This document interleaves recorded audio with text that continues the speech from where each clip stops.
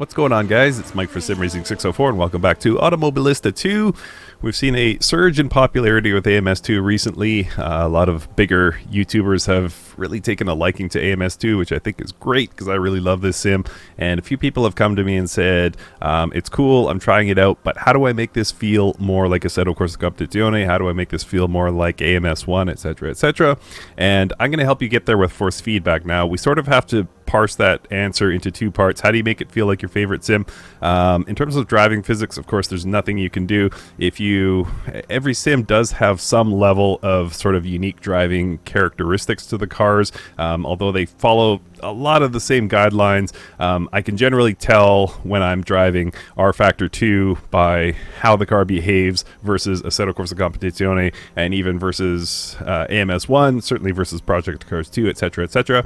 So depending on which sim you're coming over from, depending on which sim you want AMS2 to feel like, you're going to have varying results in how close you can get it, and that is just the nature of game physics. But with force feedback, if you get the force feedback dialed in, it does generally improve your overall enjoyment of driving cars. So I'm going to try and help you get there with force feedback, like I said. So we are going to start by going into the options menu from the main screen, and then we go to controls, and then we go to force feedback. As you can see, I've got default type and everything zeroed out. The first one to talk about is this menu spring strength. Not going to spend a lot of time on it. It doesn't affect anything in game. It affects how fast the wheel returns to center when you're in the menus. So right now it's at 0. So it's going to take it a very long time to get back to center if it moves at all. But if I turn this up, it goes back. Turn it to 100, it goes back very fast. So I like to keep it generally somewhere around the 10, because it kind of gently makes its way back to center when you're in the menu. If you're one of those amazing people who can return a wheel to the center position without the aid of a computer, by all means feel free to set this to 0. The rest of these 4 sliders and the type we will talk about once we're in game. And just quickly to discuss the type of testing scenario I will be doing, I'm going to be taking this Porsche Cup car out to, is it Cascade? I don't know how you say it. Really awesome circuit. Doesn't get discussed enough. Great addition to AMS2. Anyway, the reason I chose this is because, as you can see, there's some sweeping curves here where we'll get to introduce a lot of either understeer or oversteer and hopefully be able to feel it through our wheel using that force feedback. This is a car, this Cup car, it's fast enough to where you can get good speed going and introduce that wheel slip, but it's also modern enough to where it's not going to slide all over the place and be really tough to tell sort of when you're on the edge of traction. So that's personally what I like to go for, but just generally something you're comfortable with, but something you can introduce understeer or oversteer with in a controlled fashion. And then at a course where there are curves, long sweeping curves, for example, or hairpins, where you can sort of sustain that oversteer or understeer to get a feel. All right, so let's go ahead and jump into the sim, or jump into the car rather, and then we'll start adjusting the other sliders. Okay, so here we are in the pits. So right now everything is still at 0 except for that menu centering slider. So it is numb right now. There's just sort of the what would you call it, the inherent resistance of the motor basically, but nothing telling me what this car is doing. And we want to get to a point where the steering wheel rather, is conveying information about where the car is, going off track at any point. When you're going around a curve like this, if you start sliding, can you feel it through your wheel? It'll help you sort of keep the car under control, ideally.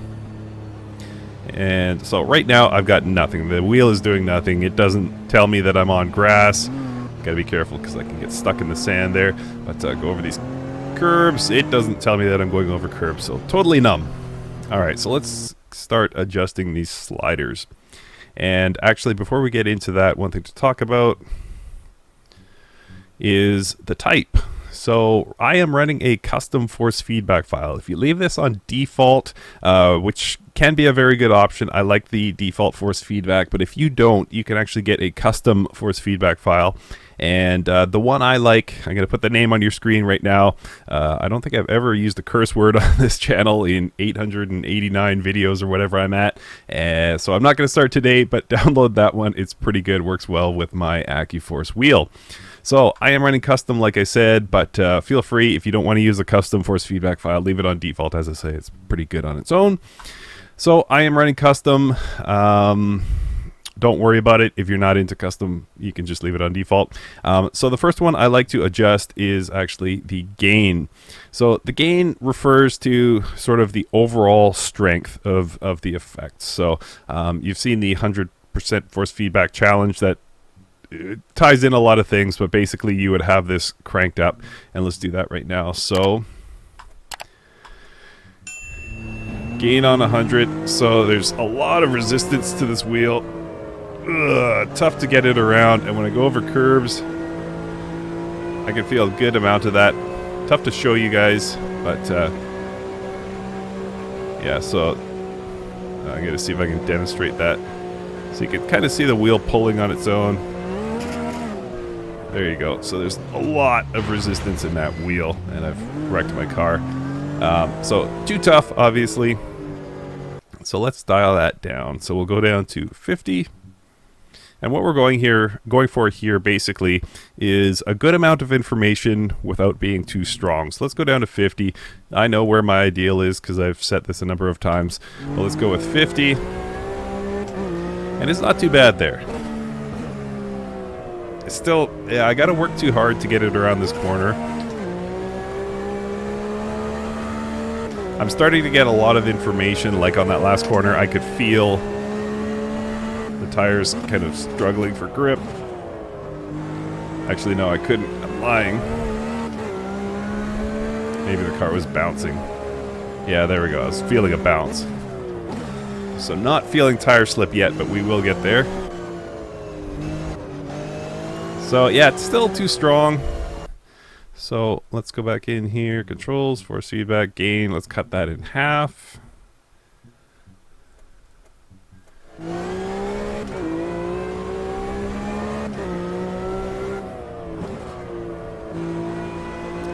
Just about perfect. So let's test this out. Again, not getting any information from the tires right now on this long right-hander, but getting curb detail there. And then when I go off onto the grass, can I feel it? Yeah, a little bit. It's not too bad.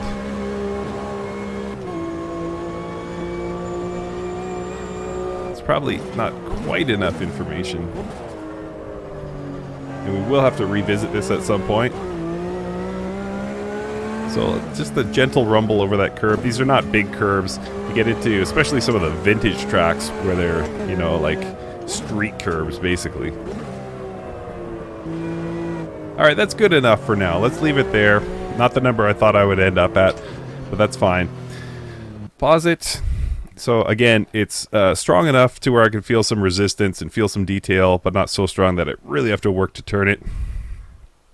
So next up, let's go into options, controls, force feedback, and the next one up is effects. So what effects does is adds a bit of that tire information, and also adds the a bit of information from the rev, from the engine revving.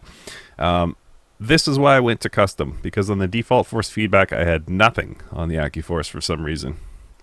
So let's go ahead and slide that. For some reason it doesn't want to slide. There we go. Effects, back. Alright, so this feels ridiculous. I don't know if you guys can catch that, but it's causing my whole rig to chatter. So as soon as we turn the wheel,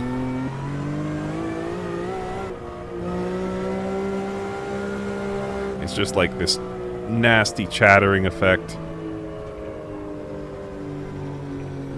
So it's over simulating the tire scrub.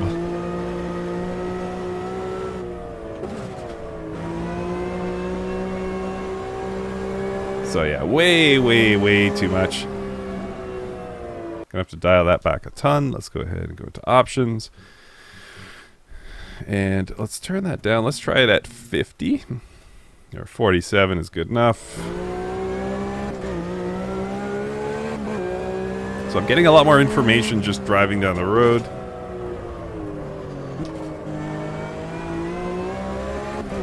Alright, so I felt that chatter. Lots of information now on the curbs. Those curbs just stepped up big time. Still that... So what I'm getting through the wheel, guys, is like a chatter as we go around just about any corner. It's very pronounced, very sharp.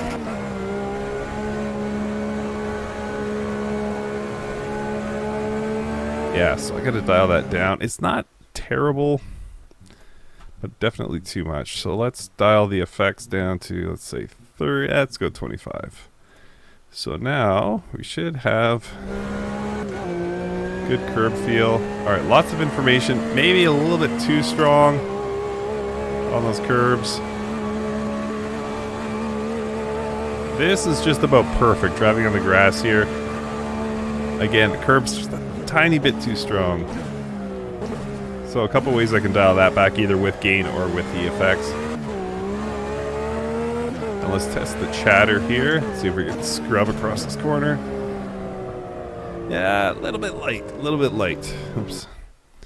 So let's go in. I want to feel a little bit more of that chatter, so I'm going to turn that up. I'm going to turn the gain down because I don't want those curbs to be too strong.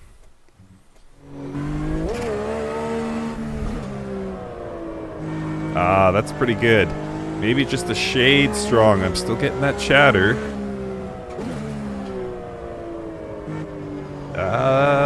That's just about perfect. I am getting that chatter through the wheel when I go through a corner. Got a hairpin coming up, so we'll really get to test it.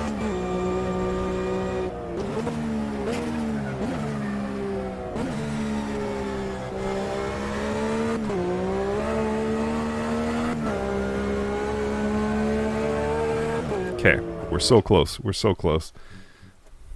I like the chatter. I just got to dial it down a bit. I think this will have it.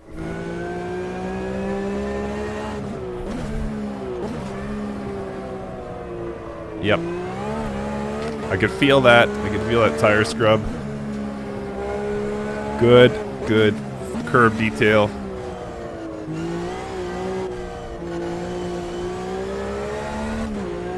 So right now, the wheel is feeling very good.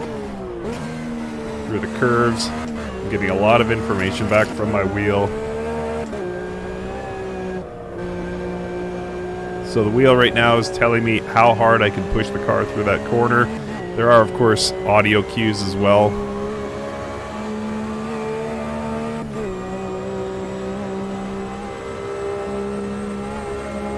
It's slightly... Oh, I love it. I love it. Alright, so coming out of that curve there, I noticed something, and this is the next slider we're going to talk about. So right here, there's nothing. It is numb. And we can actually do something about that. So through the curve, I can feel the curbing. I can feel the chatter as this Porsche understeers. Yeah, that is really great.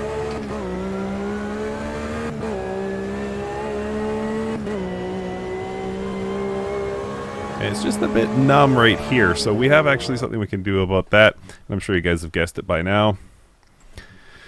That is low force boost. Now this is something I believe in AMS1 they suggested you turn it off, but you can put a little bit into it.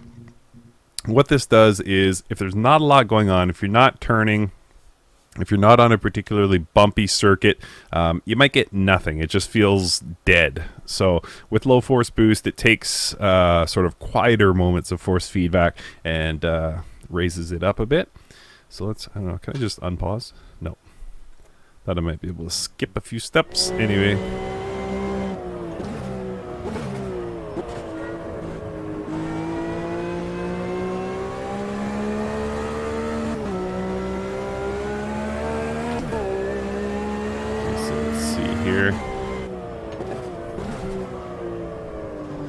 so it's adding too much. It's basically turned up the gain for me.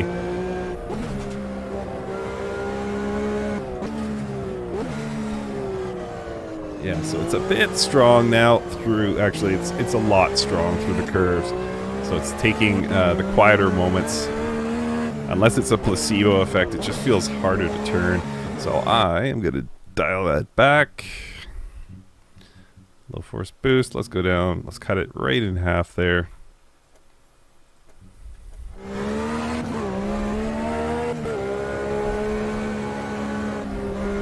There we go, nice and light. It's worth noting as well that I generally like my force feedback pretty light. I know I did the 100% force feedback challenge not too long ago. Okay, so right now, and I'll cut myself off there, there's a lot of information, so there's just, you can probably see it in the wheel, just little tiny movements. So that is adding just a bit of flavor during, you know, quiet or non-event periods. So this right now feels pretty amazing. This, to me, is really, really good force feedback. And obviously, depending on your wheel, results may vary. And please don't take any of my settings as prescriptive. Just work it through for yourself based on your own likes. But yeah, there's a lot of, not a lot of information, but there's enough information that it doesn't feel dead on the straights. And I've really got that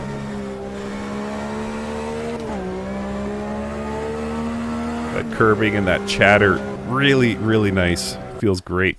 There is one thing I want to do though, and I think I'm going to turn effects down just a little bit. The reason being is it just feels a tiny bit strong now that I've added the low force boost. Let's try that. Actually, I might have made it worse by doing that setting. Yeah, that's not right. So let's go back in. What I'm getting right now is just a bit much resistance. It's a bit too strong for me, so I'm going to put that back where it was. I think I was at 28. And then gain, I'm going to dial it back just slightly. And let's try that. Curves feel good. Tire scrub feels good. Wheel is nice and light. Let's make sure I've got enough in the straight. Ah, haha. This is great.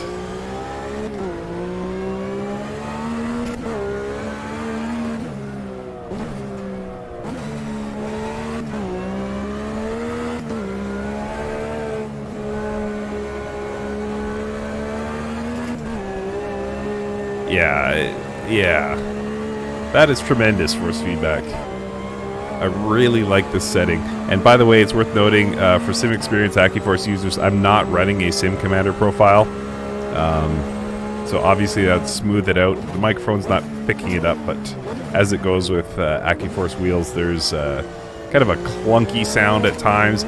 Luckily right now with these settings, it's perfect. You don't hear any of that clunk, but if you like your force feedback a little bit higher, you will get that clunkiness, but not so right now. Alright, so just one more slider to deal with, but I can't deal with it. Here's why. So we're going to force feedback. The last one that's at 0 is damping. So what damping is it sort of adds resistance to the wheel, not in terms of force feedback strength, but it feels more like you're pulling the wheel against tires. So you can feel this in your own road car. I was noticing it today when I was thinking about making this video. And I tested it with Sim Commander and it works. I tested it in Race Room. It works. For some reason, it has zero effect on my AccuForce wheel. I don't know if this is a bug with this build of Automobilista 2 or just with AccuForce specifically to AMS2, but even at 100, there's no damping that I can feel whatsoever. It's just moving freely. So unfortunately, I can't recommend anything. I have been doing some research, and I see a lot of people leave it kind of neutral at somewhere around 50. Personally, in Race Room, I have it dialed down more than that. I think I keep it at about 25. But yeah, it's the only one that doesn't work for me at all. I cannot feel it. This is at 100 right now, and I feel no, well, maybe there's a tiny bit, but it's certainly not what you would expect for damping. So again, I don't know if it's bugged. I've tried the beta version as well, and I got the same result. So unfortunately, I can't recommend what I like to run. But as I say, I did some research, and it looks like most people leave it somewhere between 30 and 50, depending on the wheel type. But play around with it. It'll probably work for your wheel, and it just kind of adds that resistance to the wheel as you're turning. So those are my force feedback settings, guys. To sort of recap, I like to have my force feedback at a point where I'm not working too hard. You know, modern race cars have power steering, and you don't have to put a lot of effort into turning the wheel.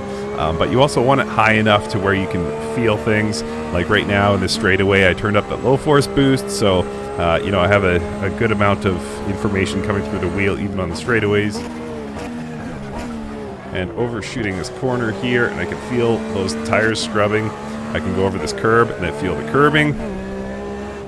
But again, I'm not working hard. I've got the gain set just right to where I can be precise with the car without having to work too hard to get there.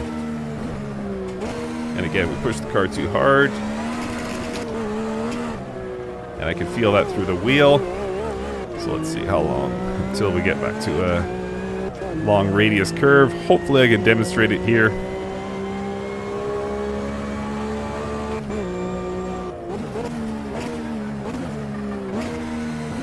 Not a great example. But you can sort of, based on what you're getting back from your wheel, you can kind of use it to gauge. There we go. Ah, no, that wasn't good. I was going to say you can use it to gauge how hard you can push your car around a given curve. Because if you start to feel a lot of wheel chatter, that means you're kind of at the edge and you might lose it. Doesn't necessarily mean that, but it's just one more piece of information you can use to, oh, here we go, sort of gauge the car.